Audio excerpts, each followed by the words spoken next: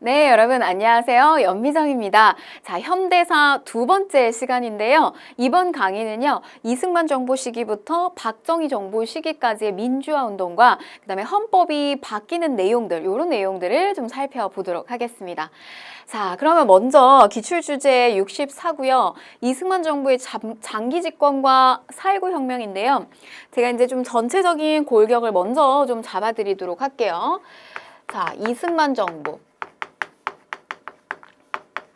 우리나라 초대 대통령 이승만 정부 시기 때 헌법이 두 번 바뀌게 됩니다. 자, 우리가 첫 번째 1차 개헌이라고 하고요. 자, 이 1차 개헌의 별명이 있어요. 이 1차 개헌의 별명은 뭐냐면 발췌 개헌입니다. 발췌 개헌. 사실 이 발췌 개헌이라고 하는 것은요, 어떻게 보면 이제 정부의 입맛에 우리가 왜 뭔가 이렇게 발췌한다라고 하잖아요. 뭔가 그 목적에 맞게끔 헌법을 고쳤다라고 하는 뜻이 들어가기도 합니다. 그래서 발췌해서 자, 요렇게 바꿨다. 어떻게 바꿨다? 1차 개헌의 핵심 내용은요, 이겁니다. 직선제예요. 대통령을 뽑는 것이 우리는 처음에는 재헌국회의원을 우리 손으로 뽑았어요. 그래서 우리 손으로 뽑은 이 재헌국회의원이 대통령을 뽑는 형태, 이게 간선제란 말이죠. 그런데 1차 개헌을 통해서 이승만 정부는 직선제로 헌법을 바꾸게 됩니다. 이제 그게 왜 그랬을지는 우리가 내용을 통해서 살펴보도록 할 거고요. 자, 그 다음에 2차 개헌입니다. 자, 2차 개헌도 역시요, 별명이 있어요. 이 별명이 뭐냐면 4.4 오입이 되겠습니다. 자, 이 2차 개헌의 핵심적인 내용은 뭐냐면 초대 대통령에 한해서 중임 제한을 철폐한다라고 하는 내용이 핵심적인 내용이에요. 4년씩, 대통령의 임기는 4년씩 2번 가능하다. 이게 말하면 이제 중임이거든요. 그런데 그렇게 중임을 할 수 있는 거, 이런 제한을 걸어둔 것을 초대 대통령에 한해서는 중임 제한을 철폐한다라고 하는 내용이 바로 이제 2차 개헌이라는 거. 자, 그런데 결국 여러분 여기서도 느껴지다시피요. 이게 결국 이승만 정권의 어떤 장기 집권으로 가는 모습이다라고 보실 수가 있겠어요. 결국에는 3.15 부정선거다라고 하는 것까지 결국 이제 불명예를 안게 되는 거죠. 이거 역시 장기 집권하기 위한 어떤 그 부정 행위가 보여지는 대표적인 어떤 키워드가 되겠죠. 바로 이제 이러한 일련의 사건들이 터지게 되면서 이것이 4.19 혁명으로 촉발이 되게 됩니다.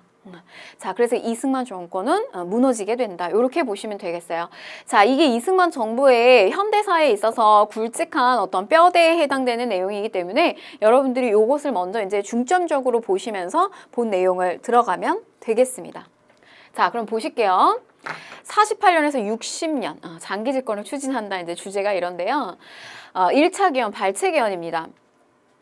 여러분들 이 이승만 정부가 이제 이 48년 8월 15일에 우리나라 이제 공식적인 정부 그리고 이제 이 대통령으로서 초대 대통령으로 들어오게 된단 말이죠.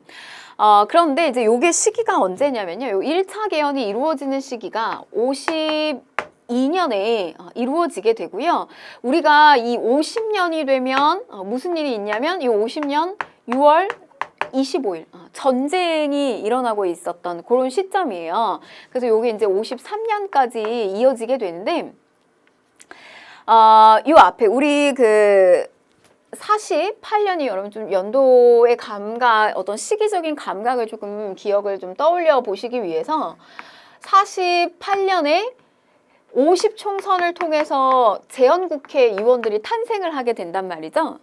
그러면 여러분 이 48년 5월에 재헌국회의원이 임기 2년으로 탄생이 됐어요. 뽑혔단 말이죠. 그러면 여러분 이제 이 총선을 다시 치르려면 2년 뒤에 총선을 다시 치러야 되죠. 그래서 50년에 이제 총선을 다시 치르게 됐는데 이때 치루어지는 국회의원들이 전부 좀 이렇게 반 이승만 세력. 이승만에게 이제 불만이 정치를 이승만이 하게 되면서 이승만에게 불만이 생긴 이런 어떤 그 불만 세력들이 많이 당선이 된 거예요. 그러니까 이게 많이 당선이 되니까 이승만의 입장에서는 더 이상 이렇게 이제 간선제 국회의원들에게 표를 받아서 대통령이 되기는 어렵다라고 하는 판단을 하게 됩니다. 그래서 이렇게 바로 이제 이 전쟁 50년 6월 25일 전쟁이 터지고 임시 수도가 어디로 있었죠? 우리 부산으로 이렇게 있었던 요 전쟁통에 있었던 요 시기 때 바로 1차 개헌을 추진을 하게 되는 거예요. 우리 53년 7월 달에 여기는 이제 이 휴전협정이 체결되기 때문에 이 시기도 역시나 전쟁통에 놓여져 있었다는 거. 근데 바로 그 시기에 무리하게 저거를 추진시킨 거, 개헌을 추진시킨 것이 바로 이 발췌 개헌이고요. 핵심적인 내용은 직선제예요. 근데 얼마나 반대를 많이 했겠어요, 이 국회의원들이. 그래가지고 아예 그냥 이들을요, 그 통근버스를 통째로다가 다 납치를 해가지고 이들을 탄압을 하게 됩니다. 그래서 결국에는 이 말하자면 이제 뭐 공산당의 자금을 받았다, 이런 이제 누명 혐의를 뒤집어 씌워가지고 이들을 구속하게 되고요. 결국에는 이제 대통령 직선제를 중심으로 하는 이 개헌안을 통과를 시키게 돼요. 이게 바로 1차 개헌이다. 근데 입맛에 맞게 발췌해서 절충한 거예요. 그래서 요것을 가지고 그리고 이때는 이제 일부 뭐 이렇게 양원제라고 하는 거 국회도 이렇게 분리시키는 어떤 그런 양원제 내용도 이제 들어가게 되는데요. 그거보다 일단 중요한 거는 뭐냐면 핵심적인 내용은 요렇게 직선제로 바꿨다라고 하는 거, 그 내용이 중요합니다. 대통령 직선제를 중심으로 하는 개헌안, 저 내용을 채택했다는 거. 자, 그래서 이제 정 부통령은요, 직선제로 들어가게 되고요. 52년에 2대 대통령 선거에서 이승만이 재선에 성공을 하게 됩니다. 그래서 이제 48년에 이제 대통령에서 우리가 이제 4년이니까 임기가 4년이기 때문에 52년에 다시 한번 요 발췌 개헌을 통해서 대통령에 당선이 되겠고요. 자, 그래서 이제 당시 이제 발췌 개헌의 내용을 보게 되면 이렇게 뭐 국회는 두 개로 나누어서 구성을 합니다. 그러나 이제 잘 진행이 되지는 않아요. 여러분, 발췌 개헌에서 중요한 포인트는 뭐냐면 대통령과 부통령은 국민에 의해서 선출된다라고 하는 요 직선제의 내용이 중요하다는 거, 요 부분을 보셔야 됩니다. 발췌 개헌이고요. 자, 그 다음에 2차 개헌으로 넘어가서 살펴보시게 되면요. 요게 54년에 헌법을 또 한 번 바꿔요. 근데 이 또 한 번을 바꾸는 이유는 뭐냐면 결국엔 이거로밖에 볼 수 없다는 거죠. 이승만이 장기 집권을 추진하기 위해서다. 그러면 여러분 이제 한 번 했어요. 48년에서 이렇게 넘어오는 시기에 한 번을 하게 됐고 그 다음에 52년에 다시 한 번 재선에 성공을 하게 되면서 다시 한 번 대통령직을 하게 됩니다. 그럼 이제 여기서 끝나는 건데 문제는 더 하고 싶은 거예요. 그래서 뭘 했다? 54년에 2차 개헌을 했다. 중임 제안을 걸어뒀던 것을 초대 대통령에 한해서 폐지한다, 철폐한다 라고 하는 내용을 올리게 됩니다. 근데 이 의석수, 이 개헌을 하겠다라고 하는 저 의석수를 넘기지를 못해요. 그런데 점점점 나왔던 그 인구의 수를 버리고 반올림을 시켜버려가지고 결국에는 이 개헌안을 통과를 시켜버리게 됩니다. 이 부분이 중요하다는 것이 아니라요. 여러분, 이런 식의 어떤 꼼수를 써가지고 결국에는 이 헌법안을 통과시켰다. 이렇게 이해하고 넘어가시면 되겠어요. 자, 초대 대통령에 한해서 중임 제안을 철폐했다. 이게 54년의 별명 4.4.5입 개헌입니다. 자, 그러면요, 이제 56년이 되면 저 3대 대통령 선거 이렇게 들어오게 됩니다. 그래서 이 대통령 선거에서요, 당시에 이제 후보로 나왔던 이들이에요. 이승만, 그다음 민주당의 신익희, 그다음 무소속으로 조봉암이 올라오게 되고 부통령 선거에서는 이기붕과 장면이 올라오게 되는데 이 피켓을 한번 좀 보세요. 못 살겠다 갈아보자. 그래서 이쪽에서 이제 이 신익희하고 장면 쪽에서 이런 구호를 외치면서 이승만의 정권을 이제 한번 바꾸자라고 하는 어떤 이런 선거 벽보인데요.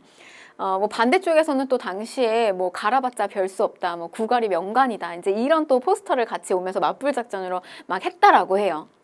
자, 그런데 요 3대 대통령 선거 어떻게 됐을까요? 뭐 우리는 이미 결과를 알기 때문에 이승만이 또 대통령이 되죠. 자, 그런데 보시면요, 이 선거에서요, 신익희, 자, 이 신익희라고 하는 인물이 유세에 굉장히 그 호응이 되게 좋았다라고 해요. 어떤 그 민중들의 반응도 굉장히 좋았고, 근데 당시에 그 호남 열차를 타고 유세 현장으로 가는 길에 갑자기 심장마비로 사망을 하게 됩니다. 신익희는 사망하게 되고요. 그래서 이제 자연스럽게 이 이승만 당선을 하게 돼요. 그런데 이제 문제는 뭐냐면 바로 이 무소속에 해당됐던 이 조봉암이요. 생각보다 많은 득표율을 얻게 돼요. 30% 이상에 해당되는 득표율을 얻게 됩니다. 걸림돌이 되는 사람들을 다 처리한다. 자, 그래서 이후에 이제 이런 어떤 체제가 사실은 이승만 대통령 초대 대통령으로서 우리나라의 어떤 초석을 다진 대통령으로서 참 존경하는 인물로 남았으면 참 좋았을 텐데 평가가 굉장히 엇갈리고 있어요. 그래서 보시면 이런 어떤 체제들이 독재 체제를 강화하기 위한 어떤 그런 면모들이 아닌가. 이후에 득표 30% 이상을 득표하면서 선전하는 저 조봉암을 탄압을 하게 됩니다. 요렇게 이제 득표를 얻자 이 조봉암이요. 처음에 무소속으로 나왔다가 이제 진보당을 등록을 하게 돼요. 그런데 이걸 등록을 하지 못하게 등록당 취소 사건이 벌어지게 되고요. 뭐 이유는 이거예요. 뭐 북한 간접하고 내통했다. 뭐 이 시기에 뻔합니다. 뭐 하면요. 이 공산당 프레임이라고 하는 것을 걸어가지고요. 이들을 이제 잡아들이는 일들이 비일비재했던 때가 바로 이 시기입니다. 해방 바로 직후의 상황. 결국 조봉암은 처형을 당하게 돼요. 그리고 또 국가보안법을 개정을 해서요. 반공을 더 강화하고 뭐 언론 통제를 하는 일들이 일어나게 된다. 바로 요게 이 3대 대통령 선거가 치루어지고 난 어떤 요런 이후의 상황이 모습이다라고 하는 거예요. 진보당 등록 취소 사건, 그다음에 국가보안법, 신국가보안법 이렇게 나오게 됩니다. 또 이승만 대통령의 이 반정부적 어떤 성향의 신문인 경향신문도 이 시기 때 또 폐간이 되는 일도 일어나게 됩니다. 자, 그런데요, 문제는 이제 이렇게 누적됐던 것들이 어디에서 터지게 되냐면 4대 정 부통령 선거에서 터지게 됩니다. 4대 정 부통령 선거에서 이제 터지게 된다. 그것이 이제 뭐로 터지게 되냐면 3.15 부정선거로 터지게 돼요. 자, 이제 이 내용은 뭐냐면 이 선거에 이제 후보로 나오게 되는데 그때 당시에 이 자유당이 부통령의 이기붕을 당선을 시키기 위해서 당시에는 이제 누가 나왔냐면 그 마수로서 이제 장면이 나왔단 말이죠. 근데 이제 여기에서 사실 이승만은 당선이 됐습니다. 당시에 이제 이 맞서로 나왔던 이가 이제 조병옥이었는데 이 조병옥도 또 갑작스럽게 또 사망을 하게 돼요. 그러면서 이제 이승만은 당선이 확실시가 됐는데 문제는 뭐냐면 바로 요 부통령 자리에 이기붕이었어요. 이승만은 나이가 너무 많았다. 여러분 그 독립협회 뭐 만민공동회 관민공동회 막 이런 데서 막 연설하시고 막 이랬던 분이 배재학교 출신이고요. 이 인물이 이제 이승만 대통령이에요. 그러니까 이미 이 시기면 나이가 엄청나게 이제 많은 할아버지란 말이죠.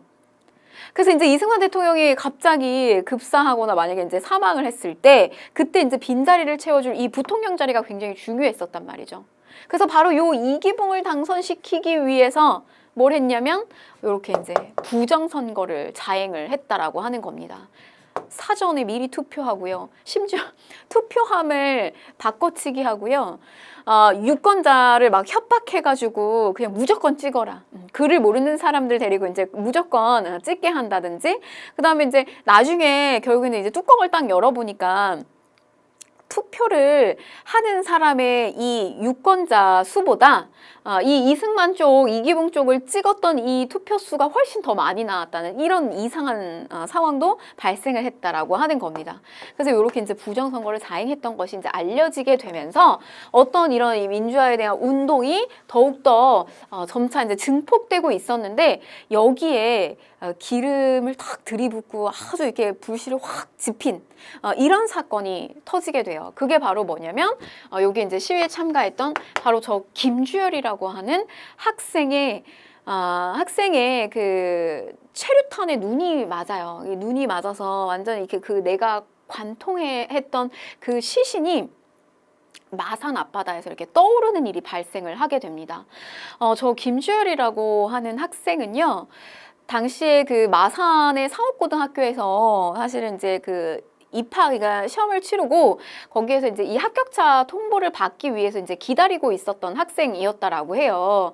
근데 이제 이 마산에서 이제 이런 뭐 시위가 일어나고 하니까 이제 거기에서 같이 이렇게 합류하고 있다가 결국 이제 저런 사고를 크게 당하셨는데 당시에 저 시신이 딱 그 마산 앞바다에 이제 발견이 됐을 때 그게 굉장히 좀 깜짝 놀랄 만한 일이었어요. 그게 이제 신문 기사로도 막 이렇게 막 그 대서특필돼서 막 나왔는데 그 내용을 보니 그 당시에 이제 이 눈에 맞은 이 체류탄이 그 어떤 시위의 진압용이 아니고 굉장히 군용이었다는 거. 그래서 이게 무자비하게 그 체류탄을 맞았다는 거. 그다음에 또 하나는 이 김주열 군의 그 시신을 감추고 은폐하려고 하기 위해선 그 돌덩이를 몸에다가 묶어가지고 이 시신을 바다에다 던졌다라고 하는 사실이에요. 이제 그런 것들이 막 알려지게 되면서 이 이승만 정부에 대한 그 아주 그 울분이 다 같이 폭발돼서 나오게 됩니다. 시위는 더욱더 거세지게 된 거죠. 자, 그러자 고려대 학생들 전부 이제 이 대학교 학생들 시위를 전개하고요. 그다음에 이제 심지어는 서울 시내의 대학 교수들까지, 이런 보수적인 대학 교수들까지 이승만에게 등을 돌리게 됩니다. 그래서 이승만 퇴진을 강력하게 요구를 하게 되면서 결국에는 이승만 대통령 하야 성명을 발표하게 되고, 여기서 이승만 정권은 불명예를 안고 마무리를 하게 됩니다. 자, 이렇게 이제 이승만 정권이 끝나게 되고요. 이승만 정부가 끝나게 되고요. 이런 어떤 상황 속에서 허정 과도 정부가 일시적으로 이제 수립이 됩니다. 외무장관 허정을 수반으로 하게 되는 과도 정부가 이제 수립이 되고요. 이때 헌법이 다시 한번 이제 바뀌게 되는데 1차, 2차 바뀌고요. 여기서 3차로 바뀌게 됩니다. 자, 어떻게 바뀌게 되느냐? 내각 책임제. 뭐냐면 이제 이 내각 책임제는요, 책임이 대통령한테 다 들어가는 것이 아니라요, 이 국회가 꾸려지고 그 국회에 말하자면 이제 당수, 그러니까 집권당에 표를 많이 받은 이 집권당의 우두머리 당수가 바로 이제 그 책임을 좀 강력하게 지는 요런 형태로 들어가게 됩니다. 그래서 이제 너무 이제 대통령에게 힘을 많이 실어줬다라고 해서 요런 이제 내각 책임제의 형태와 그다음에 이제 국회 역시 이렇게 두 개로 나뉘는 양원제의 형태, 참의원, 민의원의 국회로 헌법을 개정하게 됐다는 거. 자, 그래서 보시면요, 여러분. 이승만 정부 시기 때 두 번의 개헌, 그리고 4.19 혁명, 그리고 여기 이제 여러분들 그 사료로서 마산 앞바다에 떠올랐던, 그리고 4.19 혁명의 기폭제가 됐던 어떤 또 요런 이게 김주열 군의 시신이 발견됐다라는 하는 내용, 요런 것들이 좀 중요한 내용들이 될 테고요. 그 다음에 요 4.19 혁명 이제 이후에 그럼 어떤 상황으로 이제 바뀌게 됐느냐라고 했을 때, 자, 요렇게 3차 개헌을 통해서 내각 책임제, 그리고 국회를 나누는 양원제로 국회가 이제 나뉘어지는 이런 헌법이 규정이 됐다, 개정이 됐다라고 하는 거, 이렇게 좀 정리를 하고 넘어가시면 되겠습니다. 자, 그래서 이제 저 내각 책임제와 양원제 국회 헌법 개정하고 대통령을 다시 뽑아요. 여기 4대 정부통령을 통해서 요 3.15 부정선거로 인해서 뽑혔기 때문에 이게 이제 무효화가 됩니다. 그러면서 다시 한번 4대 선거를 치르게 되는데, 그때 나타났던 이제 많이 뽑혔던 그 당이 민주당이에요. 거기서 이제 이 민주당에서 대통령이 나오죠. 윤보선이 나오게 되고요. 그리고 이제 이 장면, 말하자면 이제 국무총리격에 해당되는 저 장면이 나오게 됩니다. 그래서 우리는 이제 이 시기는 내각 책임제이기 때문에요. 윤보선 대통령에서 많이 기억은 하고 계시지 못할 거예요. 요 장면, 이제 내각이 수립된다. 이렇게 보시면 되겠어요. 그래서 4.19 혁명 끝나고 장면 내각이 만들어지게 됩니다. 자, 그러면 여러분 보세요. 이 장면 내각 시기가 되면 어떤 일들이 벌어질까요? 여기에서 많이 이승만 정부 시기 때 많이 눌려 있었잖아요. 여러 가지 어떤 자유로운 발언이라든지 이렇게 정부에 대해서 반대의 어떤 입장을 핀다든지 이런 것들이 굉장히 많이 억눌려 있었단 말이죠. 근데 그게 이 시기에 오게 되면 다 이제 폭발을 하게 돼요. 뭐 각계각층에서 이런 어떤 그 요구들이 굉장히 많이 나오게 됩니다. 특히 이제 통일과 관련된 이야기들도 굉장히 또 많이 나오게 됐다라고 하는 것들, 뭐 지방자치제를 또 실시하는 뭐 그런 내용들도 나오게 되고요. 경제 부분에 있어서는 경제개발 5개년 계획을 수립을 하게 됩니다. 요거는 이제 추진은 되지 않아요. 박정희 정부 시기로 넘어가게 되고요. 자, 그러면 여러분 보세요. 장면 내각 부분을 좀 다시 한번 보시면 문제는 뭐냐면 이런 각계각층의 뭐 어떤 통일에 대한 논의 뭐 이런 것들도 이제 나오고 경제 부분, 정치 부분 이런 것들이 나왔다라고 했는데 저것을 장면 내각이 잘 담아가지고 하나씩 전부 이들의 요구를 좀 들어주면서 어떤 그 개혁을 좀 이렇게 잘 이렇게 실현을 시켜야 되는데 사실은 요렇게 이제 그 민주당에서 압승을 하게 되는데 오히려 민주당의 구파와 신파가 뭐 윤보선을 주축을 하는 구파와 그다음에 장면 주축을 하는 어떤 신파 사이의 갈등이 오히려 더 급속도로 커지게 되면서요. 각계각층에서 나오는 어떤 이런 시민들의 요구들을 제대로 반영시키지를 못해요. 통일에 대한 열망들 이런 것들 다 반영시키지를 못하게 됩니다. 그러면은 그런 빈 공석을 메워주겠다라고 하는 인물이 등장을 하게 되니 그게 바로 우리가 이제 군부 정권이라고 하는 박정희 정부의 탄생으로 연결이 됩니다. 자, 그러면 이제 문제 좀 볼게요. 밑줄근 개헌안의 시행 결과로 옳은 것을 골라라. 자, 쭉 보게 되면 정부 개헌안 통과로 인정. 27일 국회에서 개헌안에 대해서 135표의 찬성표가 던져졌다. 자, 그런데 민의원 제적수가요, 203석 중에서 찬성표가 135고요, 반대표가 60표였어요. 그래서 이제 60표의 반대표는 총수의 3분의 1이 훨씬 되지 못한다는 사실을 잘 주의해서 보아야 한다. 그래서 이게 무슨 말이냐면 여러분, 그러니까 뭐냐면 이제 이 제적수가 203석이에요. 그러면 개헌안에 이제 찬성하는 표가 나오려면 136, 그러니까 3분의 2가 이제 찬성표를 던져줘야 되는데, 그러면 이제 이 136표가 딱 나와줘야 되는데 몇 표만 나온 거예요? 135표가 나온 거예요. 그러니까 한 표가 딱 모자른 거예요. 그래가지고 이거는 결국에는 처리가 될 수 없는 거죠. 개헌이 안 되는 거죠. 그런데 어떤 이제 그 논리를 가지고 오냐면 사사오입 논리를 가지고 오게 됩니다. 자, 203석 3분의 2 하면 요거는 정확하게는 어떻게 되냐면 135.333 이렇게 들어간다 이거예요. 그러면 이제 사사오입은 4 이하는 버리고 그 다음에 5 이하 올려버린다 라고 해서 이게 3으로 떨어지니까 얘 버린다는 거예요. 그래서 뭐냐면 135가 맞다. 그래서 이거를 135 찬성표 나온 거 통과시켜 버리는 거예요. 이런 논리를 가지고 와가지고 이 개헌안을 통과시킵니다. 바로 이게 별명 445임. 뭐로 간다? 중임제한 철폐. 그러니까 이승만이 장기 집권하기 위해서 결국에는 이런 헌법을 또 통과시켰다라고 하는 겁니다.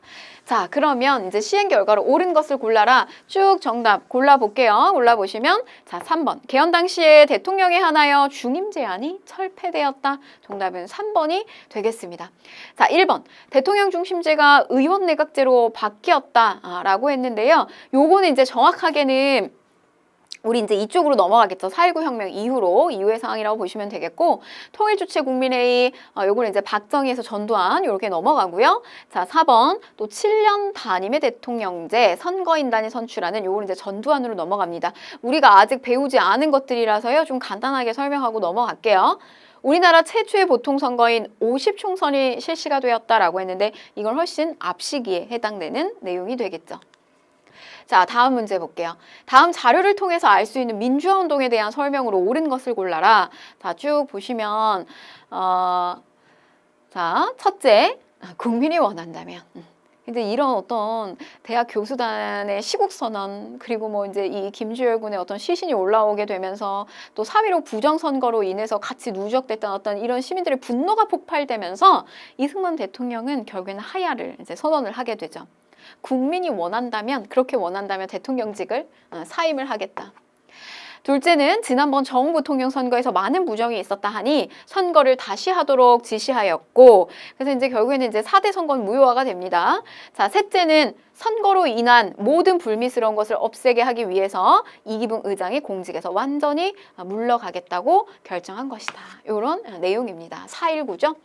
자, 호헌 철폐, 독재 타도, 요거는요 6월 민주화 운동과 관련이 있고요. 자, 그 다음에 이제 시민군이 나온다. 요거는 5.18과 관련이 있습니다. 자, 3번 신군부 비상계엄 확대 5.18이고요. 자, 양원제 국회와 장면 내각이 출범하는 계기가 되었다. 정답은 4번이 되겠습니다.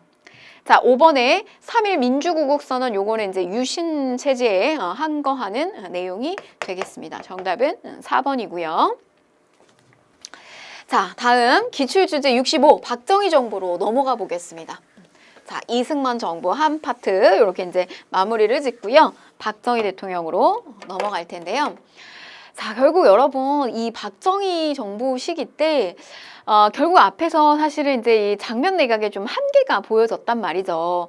그래서 이렇게 좀 흐지부지하게 뭔가 그 3.15 부정선거를 저질렀던 사람들에 대한 어떤 처리도 명확하게 되지가 않고요. 뭐 이제 이런 어떤 여러 가지 혼란기에 그러면 이제 이런 혼란한 상황을 내가 정리해 주겠다라고 하면서 사실 이제 나타난 이가 군부 세력이었던 이제 박정희였습니다.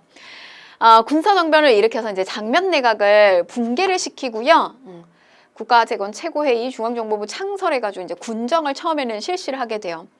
이제 근데 결국에는 본인이 이제 이 헌법을 5차 개헌을 통해서 이제 헌법을 바꿔서 본인이 결국에는 처음에는 군정을 실시하게 되면서 어떤 이런 이제 혼란기에 여러 가지 뭐 이제 그 혼란기를 조금 잠재우고 난 다음에는 본인이 이거를 이제 민정에게 이양하겠다라고 하는 어떤 그런 명시를 했었어요. 근데 이제 결국에는 이 5차 개헌을 통해서 이제 이 박정희 대통령이 요렇게 이제 대통령으로서 당선이 돼서 이런 이제 민간의 어떤 정치를 하게 됩니다. 요게 이제 박정희 정부인데요. 자, 박정희 정부 시기 때의 좀 골격을 잡아드리면요. 박정희 정부의 좀 핵심은 요 6차 개헌을 보시면 되겠어요. 자, 요 6차 개헌. 요 6차 개헌이 이루어지는 시기가 69년에 이루어지고요. 자, 그 다음에 72년에 여기 이제 7차 개헌입니다. 자, 이 6차 개헌의 핵심적인 내용은 삼선 연임이고요. 이 이승만 정부하고 굉장히 많이 닮아 있다라고 하는 걸 알 수가 있어요.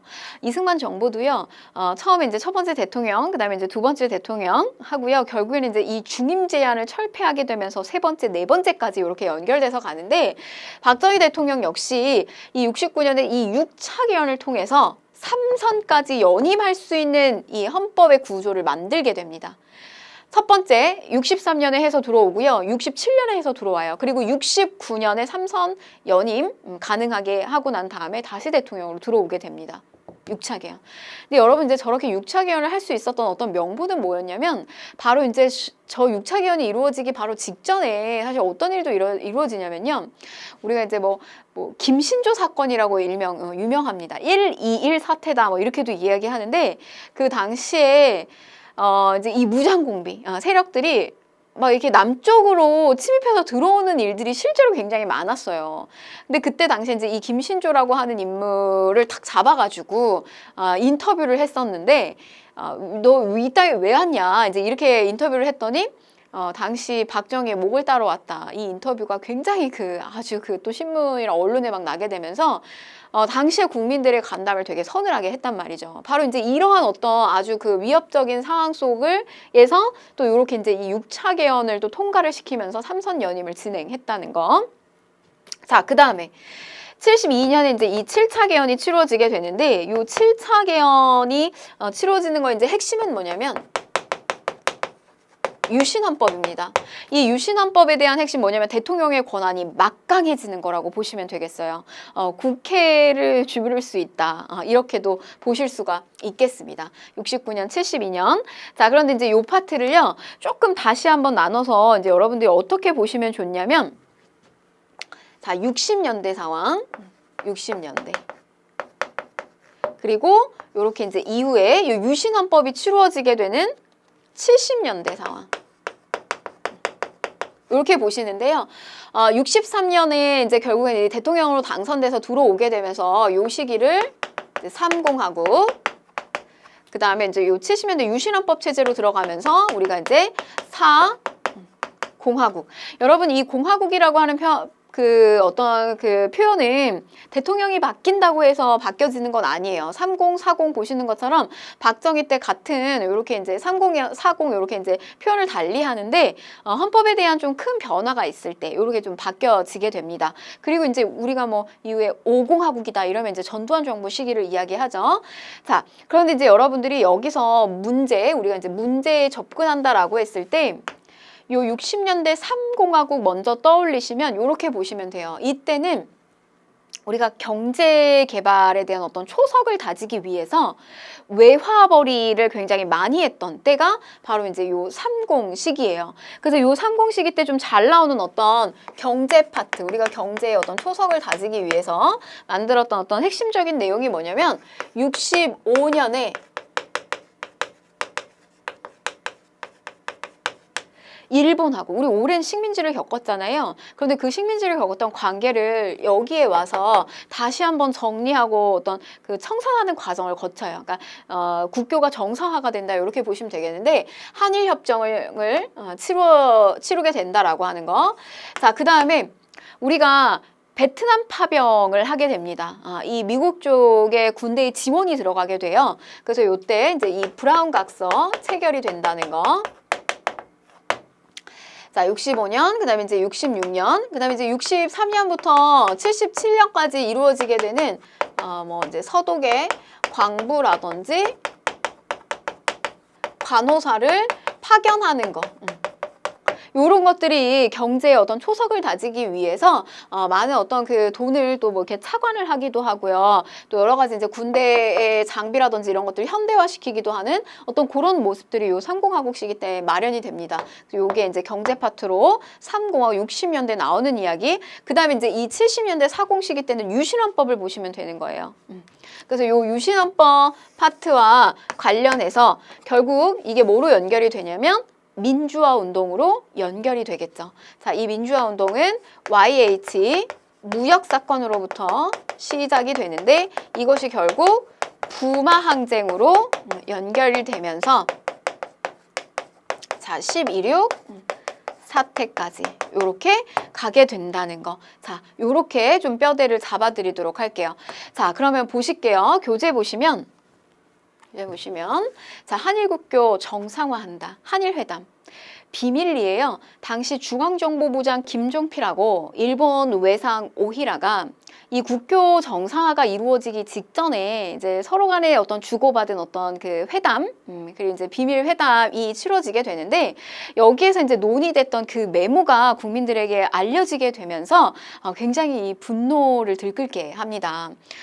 이 내용을 살펴보면요, 이제 어떤 내용이 들어가게 되냐면 우리가 35년이라고 하는 식민지의 어떤 그런 시기를 보냈는데 이게 국교가 정상화가 되려면 최소한 어떤 그런 부분에 대한 불편한 감정들을 좀 해소하고 이게 정상화가 돼야 되는데 거기에는 어떤 사죄의 의미나 배상의 의미라든지 이런 것들이 없었다는 거예요. 독도에 대한 부분, 위안부에 대한 부분, 이런 거에 대한 언급조차 들어가 있지 않았다는 거. 그게 결국 알려지게 되면서 이거는 굴욕적인 회담이다 라고 하면서 격렬한 이제 시위를 하게 됩니다. 그래서 반대 시위가 막 전개가 되는데 결국에는 정부 쪽에서는 이 비상계엄령을 선포하게 되면서 시위를 무력으로 진압하게 되고 강행 처리하게 된다는 거. 이게 바로 1965년에 체결되는 한일 협정이에요. 자, 내용 보시면 우리에게 이 사죄한다, 배상한다 이런 명목으로 돈을 빌려주는 것이 아니라 독립 축하금의 형식으로요. 무상 3억 달러. 액수가 많지도 않아요. 우리가 지금 시점에서 살펴보면 그 다음에 차관 2억 달러 제공에 합의를 하게 되면서 국교는 정상화가 됩니다. 일본의 입장에서는요. 어떤 주장을 하냐면 이 대한민국은 정말 그 약속을 지키지 않는 나라다. 우리는 이미 이 시점에서 해결을 다 봤는데 왜 이렇게 이 위안부의 문제라든지 이런 문제를 가지고 계속해서 계속 추진을 시키려고 하느냐, 그런 시위를 알아서 좀 처리를 해야 되지 않느냐, 이제 이런 일본의 입장도 있고요. 그 다음에 또 이제 한편으로는 이 정부의 어떤 이런 결정, 근데 조금 보면 어떤 그 큰 틀에서 정부의 어떤 이런 무리한 결정들이 사실은 피해 당사자들에 해당되는 사람들의 어떤 입장이라든지 이런 것들을 조금 더 철저하고 조금 더 세심하게 좀 고려했으면 좋지 않았을까라고 하는 그런 점들을 좀 생각해 볼 만한 문제이기도 합니다. 한일 국교 정상화고요. 자, 그다음에 이제 베트남 파병인데요. 이 베트남 파병 같은 경우 이제 미국 요청에 따라서 우리 이제 군대 지원을 하게 됩니다. 월남전에 군대를 파병하게 돼요. 군대를 파병하는 대신에 굉장히 이제 많은 청년들이 갔을 거란 말이죠. 이렇게 이제 군대를 하는 대신에 우리 역시 군 장비의 현대화라든지, 그다음에 이제 이 베트남 전쟁을 치르는 동안 여러 가지 물자라든지 이런 것들 우리 기업의 제품들 많이 쓰고 막 이러다 보니 베트남 특수라고 하는 것을 또 누리게 돼요. 그래서 이제 그런 어떤 파병에 대한 대가로 경제 발전을 위한 원조를 제공받기도 하지만, 또 한편으로는 우리 한국의 군인과 베트남 여성 사이에서 낳게 되는 라이따이안이라고 하는 좀 버려진 또 아이들, 이런 아이들도 또 존재하는 피해를 또 받게 되고요. 그다음에 또 한편으로는 이 베트남의 어떤 이 전쟁을 치르는 과정 속에서 이 숲을 이제 막 이렇게 죽이게 하는 그런 고엽제 같은 것들, 이런 것들이 또 많은 당시에 파병됐던 군인들이 피해를 본 뭐 이런 문제라든지, 그런 또 한계를 가지고 있기도 하다라고 하는 거. 항상 좀 여러분 어떤 국가의 그 정책들은요, 그 명과 밝은 모습들, 이런 어떤 결단을 치르는 데 있어서의 좋은 점들이 있지만, 또 한편으로는 거기에서 또 희생할 수밖에 없는 또 암이라고 하는 거, 어두운 그림자라고 하는 것들이 같이 이렇게 존재를 했다라고 하는 겁니다. 당시에 어떤 이 박정희 정부의 경제 발전의 어떤 초석을 다지기 위해서 이렇게 추진했던 이런 정책들은요, 평가가 좀 갈리고 있어요. 일부는 굉장히 뭐 우리의 보릿고개, 그러니까 막 굶주리고 막 전쟁 끝나고 나서 막 황폐화되고 이런 것들, 경제를 살린다라고 하는 그런 점에서 박정희의 향수를 굉장히 느끼시는 분들이 또 많이 있고요. 또 한편으로는 결국 이제 이 박정희 정부도 유신 체제라고 하는 이제 이 장기 독재 체제 계속 유지하게 가게 되면서 많은 또 민주화 운동이라든지 무고한 또 시민들을 또 이렇게 뭐 굉장히 이렇게 탄압하는 이런 일들이 또 많이 자행이 되면서 그런 부분에 대한 또 비판적인 시각들도 존재를 하게 됩니다. 그런 이제 평가는 여러분들에게 좀 맡기겠고요. 자, 그 다음에 이제 넘어가셔서 요게 이제 6차 개헌이에요. 바로 이제 이 삼선 연임을 허용하는 헌법을 개정하게 되면서 정권에 대한 어떤 유지, 계속 지속을 하게 됩니다. 반대의 투쟁은 굉장히 이제 극렬해지죠. 그리고 이제 이때 삼선 연임 허용하는 헌법 개정에서 다시 대통령으로 7대 대통령으로 나오게 되는데, 이때 등장했던 이가 누구냐면 이제 바로 우리 이제 훗날 대통령이 되시죠. 이 김대중 대통령이죠. 가까스로 누르게 됩니다. 뭐 당시 이제 뭐 김대중 대통령의 막 별명은 뭐 눈물이 많은 남자, 막 이래서 그 굉장히 그 감정적으로 이렇게 호소를 하는 그런 연설을 되게 잘하셨다라고 해요. 그래서 막 유세 현장에 가게 되면 또 사람이 굉장히 많았는데, 당시에 어떤 요런 구도가 또 박정희 대통령의 입장에서는 이제 이 김대중 대통령의 어떤 이렇게 치고 들어오는 어떤 이렇게 급성장하는 어떤 이런 모습들이 사실 달갑지는 않았을 거다. 자, 이렇게 그냥 설명을 드리고 넘어갈게요.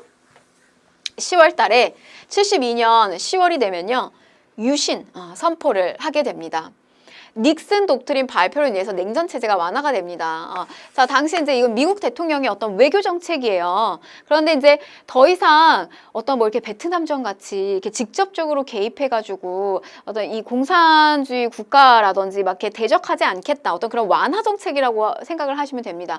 독트린 나오면요, 미국의 어떤 외교 정책이에요. 닉슨 대통령의 외교 정책. 근데 냉전 체제 완화시킨다. 자, 당시에 김대중 대통령 선전하고 있죠. 정부 불안감을 고조하고 있죠. 그래서 우리는 10월 유신을 선포하게 된다. 근데 이제 이 이야기는 뭐냐면요, 이런 어떤 냉전 체제가 완화가 되면서 우리가 이 시점에서 뭐가 나오게 되냐면 7.4 남북 공동성명이 발표가 돼요. 그래서 뭐냐면 처음으로 우리 그 전에 굉장히 뭐 무력 통일 막 이런 입장에서 이제 조금 한 발 물러나서요. 어떤 평화적인 입장에서 북한하고 같이 이런 공동성명을 발표를 하게 됩니다. 비밀리에 이제 만나서 이런 성명을 하게 되는데 이 명목을 가지고 겉으로는 이제 표면적으로는 이런 7.4 남북 공동성명 우리가 마치 이제 곧 통일이 될 것 같은 어떤 그런 분위기를 풍기지만 각기 다 사실은 이거를 정권 유지를 하는데 조금 이용한 측면이 있다는 거. 그래서 남쪽 같은 경우는 이 7.4 남북 공동성명을 제시를 하고요. 10월 유신을 선포하게 돼요. 우리 현대사의 과제는 민주주의가 맞다. 그렇지만 우리는 아직은 남한하고 북한이 이렇게 나뉘어져 있는 분단되어 있는 좀 특수한 상황이다. 그래서 한국만의 민주주의가 필요하다. 한국적 민주주의. 유신입니다. 그럼 이제 유신의 내용을 보셔야 되잖아요. 통일주체 국민회의를 만들어요. 여러분, 이 통일자가 나오면 박정희 대통령 떠올리시면 돼요. 그러니까 뭐냐면 7.4 남북공동성명 나오게 되면서 우리가 바로 이렇게 통일의 어떤 분위기가 흐르는 이 시점에서 우리가 어떤 체제를 유지해야 되느냐 이런 입장에서 만들어진 기구예요. 근데 결국 이제 박정희 대통령의 기구기 때문에 여기에서 뽑히는 사람 박정희 대통령일 수밖에 없어요. 자, 임기 6년에 대통령 선출하고요. 국회의원의 3분의 1을 선출을 할 수가 있습니다. 유신체제 안에서 이루어지는 거예요. 국회의원 3분의 1을 여러분 대통령이 선출할 수 있는 거예요. 자, 그 다음에 대통령에게 국회 해산권 가지고 있고요. 또 헌법상 국민의 자유라든지 권리를 잠정적으로 정지, 시키는 거예요. 이게 긴급조치권이에요. 그래서 법이 있지만 이 법보다 대통령의 어떤 갑작스러운 어떤 그런 긴급조치 딱 발동이 되면 다 정지시킬 수 있다라고 하는 거. 요런 것들이 부여가 된 게 그게 바로 이제 유신헌법입니다. 민주화에 대한 그 열망을 강렬하게 원하는 사람들의 입장에서 이 유신헌법은 결국 박정희 대통령의 독재를 상징하는 어떤 그런 헌법일 수밖에 없겠죠. 자, 그래서 여러 이제 저항들이 이루어지게 되는데요. 뭐 장준하 선생, 개헌 청원 100만인 서명 운동, 민주 인사들, 제야의 민주 인사들 다 쏟아져 나오게 됩니다. 철폐해라. 그리고 3.1 민주 구국 선언. 요거는 이제 3.1절 기념이에요. 3.1절 기념 명동성당에서 기념 미사 때 박정희 대통령의 어떤 저런 퇴진, 그다음에 어떤 유신에 대한 철폐 이런 내용들을 담고 있는 민주 구국 선언을 발표하게 됩니다. 또 탄압으로는요 인혁당 사건이라고도 이야기를 하는데 여러 이제 대학생들이나 그다음에 이제 제야의 어떤 이런 진보적인 민주 인사들을 국가를 전복하려고 했다. 북한하고 내통해서 이제 국가를 전복하려고 계획했다라고 해서 이들을 영장도 없이 체포해서 사형 집결하고 이런 일들이 이루어지게 됩니다. 인혁당 사건, 3.1 민주구국선언, 개헌청원, 100만인 서명운동. 자. 그러면 이제 이 박정희 정부의 붕괴, 유신 체제의 붕괴의 어떤 첫 출발이 되는 것은 저런 YH 무역 사건으로부터 출발이 돼요. 자, 여러분 여기서부터 이제 보시는데 당시에 이제 경제 개발이 조금 보면 이제 뭔가 이렇게 극단에 달했던 어떤 시점이라고 보시면 되겠어요. 이 시점 자체가. 그래서 어떤 그 중공업이라든지 이런 부분에 너무 이렇게 과잉 투자하게 되는 어떤 그런 모습들, 그런 모습들 속에서 YH 당시에 무역 그 가발 공장이 부도가 나게 됩니다. 그래서 이제 부도가 나게 되는데 거기에서 이제 일자리를 갑작스럽게 잃어버린 이런 이제 직원들이 이제 부당 해고를 당하기도 하고 월급을 제대로 받지도 못하고 이제 이런 일들을 당하게 된 거예요. 근데 이런 부당한 폐업 조치의 과정에서 그 한 명의 여성 노동자가 이렇게 사망하는 사건이 발생을 하게 돼요. 근데 어떤 이제 이런 일련의 사건을 당시에 누가 이것을 또 같이 조금 이렇게 지지를 해줬냐면 당시 이제 신민당의 총재였던 이 김영삼, 훗날 대통령이 되시죠. 이 김영삼이 이들을 이제 지원을 하게 돼요. 그러면서 요 YH 무역 사건을 또 이제 지지해주자 이 김영삼 대통령을 국회에서 제명을 시켜버립니다. 그래서 이 김영삼의 말하자면 이제 고향이자 말하자면 이제 정치적으로 이 김영삼을 뽑아줬던 어떤 구역에서 그게 바로 이제 부산과 마산이었는데 이 부산 마산에서 유신 반대 시위가 극렬하게 전개가 됐다는 거. 이게 바로 이제 부마 항쟁이에요. 근데 이 부마 항쟁은요, 그 이전에 조금 크고 작은 어떤 뭐 이런 운동들이 일어났었는데, 그거와는 색깔이 너무 다를 정도로 확산이 되는 거예요. 그래서 당시에 이 정부 내부에서 저 부마 항쟁을 어떻게 진압할 것이냐에 대한 어떤 논쟁이 벌어지게 돼요. 그때 이제 말하자면 이 박정희 대통령의 왼팔과 오른팔이에요. 중앙정보부장이었던 김재규와 그다음에 당시에 경호실장이었던 차지철이라고 하는 인물 사이에 평소에도 조금의 어떤 그 경쟁의 구도가 있었다라고 합니다. 여러 가지 어떤 정치적인 입장이라든지 이런 것들에 의해서. 근데 둘 사이에서 이제 이 부마 항쟁의 진압을 두고요, 굉장히 이제 반대 입장에서 서로 갈등을 빚게 돼요. 그래서 김재규 같은 경우는 이거는 그냥 단순하지 않다. 단순하지 않기 때문에 이걸 너무 지나치게 강경 진압하면 안 된다라고 하는 어떤 입장. 그리고 이제 차지철 같은 경우는 이제 강경 진압을 해야 된다라고 하는 입장들. 바로 이런 상황 속에서 결국 이 박정희 대통령은 김재규의 총탄에 맞아서 피살을 당하게 됩니다. 이제 사망을 하시게 되는 거죠. 그게 바로 11.6 사태예요. 그래서 이 11.6 사태로 인해서 박정희 정부는 막을 내리게 됩니다. 저 김재규라고 하는 인물도요, 평가가 좀 엇갈립니다. 민주화 운동을 좀 이렇게 열렬히 좀 지지하는 또 그 입장에서는 진보의 일부 이제 세력들 중에서의 또 입장은 김재규 같은 경우는 어떤 저 유신, 장기 집권을 독재하고 있는 저 유신의 가슴에 이제 총탄을 날렸다. 그래서 유신을 종결시켰다. 이렇게 좀 칭송하는 입장도 있고요. 근데 한편으로는 또 한편 쪽에서는 저거는 그냥 단순히 김재규와 이 차지철 간의 어떤 그 정치적인 그 알력의 구도라든지 그다음에 경쟁 구도 속에서 일어났던 그런 사건이다. 뭐 이런 입장도 있기도 합니다. 자, 결국 이제 이 유신 체제는 붕괴가 됐다라고 하는 거. 이게 바로 이제 60년대, 70년대 박정희 시대의 종결이에요. 자, 이 박정희 정부의 경제와 사회 정책을 좀 간단하게 좀 살펴보실게요. 1, 2차 경제 개발 60년에서 70년 이렇게 보시면 됩니다. 5개년 계획을 이제 추진을 시키게 되는데요. 처음에는 경공업을 육성시켜요. 이 경공업은 가벼운 제품, 뭐 고무신, 뭐 가발과 같은 이런 거. 그래서 노동 집약적이 우리는 가지고 있는 어떤 그 자본이나 뭐 기술력이 아직은 이때는 제대로 잘 갖추어지지 않았기 때문에 할 수 있는 건 뭐냐면 저임금으로 노동력을 통해서 저렇게 이제 많이 공장에서 이제 만들어내는 요런 어떤 경공업을 많이 육성을 시킵니다. 1970년에 우리 한강다리 하나 건너는 것도 쉽지 않았거든요. 그런데 이제 경부고속도로 1970년에 완성을 하게 되고요. 그러나 이런 어떤 눈부신 발전 속에서 바로 이제 이런 어떤 명이 있었다면, 밝은 모습이 있었다면 이런 그림자가 있었다는 거. 그게 바로 뭐냐면 이제 전태일의 분신 사건이에요. 이게 이제 이 70년에 이루어지게 되는데, 당시에 그 동대문 평화시장에서 그 시다부터 시작해가지고요. 그러니까 아주 그 맨 처음에 이렇게 조금 이렇게 뭐 굳은 일 같은 거 이제 도와주는 일부터 이제 시작을 해서 그 공장에서 이제 계속 일을 하는 거죠. 근데 낮은 임금, 열악한 노동 환경, 그 전태일 평전을 보게 되면요. 당시에 공장의 상황이 얼마나 열악한 정도였냐면 여기에 이제 막 여러 가지 뭐 제품이라든지 이런 것들이 막 공장에 막 가득 쌓여 있고 하니까 도시락 뚜껑을 그 좁은 데서 이제 도시락을 먹으려고 뚜껑을 이렇게 열면 뭐 이게 5분도 채 되지 않아 가지고 하얀 색깔 쌀밥이 이렇게 먼지구더기로 그득했다라고 해요. 그리고 막 잠도 제대로 이렇게 자지 못하고 8시간 노동 근무제 뭐 이런 거 없습니다. 잠을 자지 못하게 할 정도로 뭐 여러 가지 막 일들이 자행되기도 했다라고 하는 거예요. 그래서 여성들 같은 경우 뭐 임신이라든지 이런 것도 하기가 사실은 되게 어려운 뭐 그런 어떤 상황 속에서 계속 전태일이 요구를 하게 됩니다. 대통령한테 직접 친필 편지를 보내기도 해요. 근데 이제 그런 것들이 받아들여지지 않자 이제 본인이 기름을 붓고 분신 자살을 하시게 됩니다.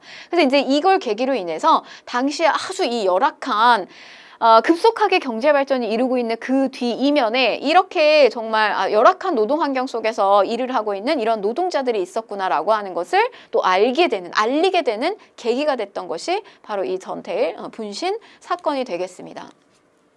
자, 다음은 이제 3, 4차 경제개발인데요. 요게 이제 수출 주도형으로 들어갑니다. 수출 주도형 중화학 공업이에요. 그래서 이제 큰 제품인데 뭐냐면 뭐 선박을 만든다든지 자동차라든지 그리고 플라스틱 제품, 화학 제품을 통해서 이렇게 만들어내는 요런 것들을 육성을 하게 됩니다. 포항제철 이러한 중화공업단지를 육성을 하기도 했고요. 자, 그런데 73년이 되면요. 1차 석유 파동이 이루어지게 됩니다. 석유값이 막 오르는 거예요. 그렇게 되면서 우리가 이제 경제 불황이 이루어지는데 이런 어떤 경제 불황을 또 중동에다가 건설 사업을 확대하게 되면서 우리는 또 상황을 또 극복하기도 합니다. 중동이 이제 기름이 나오는 곳이죠. 산유국이죠. 바로 이제 저기서 돈을 버는 저 중동의 산유국에서요. 건설 사업을 벌이게 되는데 우리 기술력이 있으니까 우리의 이제 대한민국의 기술자들, 건설사가 여기에 들어가서 건설 사업을 이제 많이 또 확대를 하게 되면서 저 석유 파동, 1차 석유 파동을 극복하게 된다는 거. 자, 그래서 결국 77년이 되면요. 이걸 보세요. 77년이 되면 수출 100억 달러를 돌파하게 됩니다. 결국 이제 한강의 기적을 이루게 되는 거죠. 자, 3, 4차 개발의 한계를 보시게 되면요. 도시가 이렇게 발전하게 되는데 이제 농촌 같은 경우에 조금 이제 격차가 많이 벌어지게 된다는 거. 그래서 여러분 요거 보시면 70년이 되면요. 70년 무렵이 되면요. 이러한 어떤 격차들 뭐 이촌향도 형상이 이제 많이 벌어지게 되죠. 그러니까 서울 도시로 이제 많이 쏠리게 되고 그 지방 같은 경우는 이제 많이 떠나가게 되는 사람이 많이 떠나가게 되는 이런 현상들이 이제 많이 벌어지게 되면서 70년대 같은 경우는 이제 농촌 사회도 또 다시 이렇게 부흥시키려고 하는 여러 어떤 저런 새마을 운동도 또 많이 했다는 거. 자, 2차 석유 파동이 78년에 이루어지고요. 어떤 이런 일련의 사건들, 경제 불황이 심화되는 거 이런 것들이 결국에 연결이 됩니다. 뭐 YH 무역 사건 터지고 부도 나고요. 부마 항쟁, 어떤 그 대통령의 입지가 또 많이 약해지죠. 그러면서 요게 11.6 사태로까지 연결이 됐다는 거. 자, 뭐 새마을 운동, 농촌 근대화 목적으로 새마을 운동 전개되고요. 그래서 이게 이제 요거는 여러분 그 유네스코 기록문화유산에도 등재가 되어 있거든요. 그래서 이제 저개발도상국이라든지 이런 사람들이 아주 롤모델격이라고 해요. 짧은 시간 안에 낙후된 곳을 저렇게 경제개발을 시켰다라고 하는 것이 굉장히 놀랄만한 일이라고 합니다. 자, 그다음에 뭐 광부와 간호사 파견했다. 자, 그다음에 기타 뭐 사회정책을 보시게 되면요. 뭐 장발, 미니스커트 뭐 이런 것들 좀 단속하고요. 또 허례허식, 제사 지내는 거라든지 너무 지나치게 좀 의례에 있어서 좀 허례의식이 강한 것들 이런 것들 좀 절차 간소화하고 그리고 또 우리가 미국, 쌀을 좀 자급하자라고 하는 그 자급자족하자라고 하는 어떤 그런 입장에서요. 혼 분식을 장려하게 됩니다. 그래서 이때 이제 밀가루도 많이 먹게 해요. 그래서 라면이라든지 짜장면이라든지 빵이라든지 이런 것들도 많이 또 강제하는 운동들도 전개가 됩니다. 요게 60년대 박정희 대통령 시기라는 거.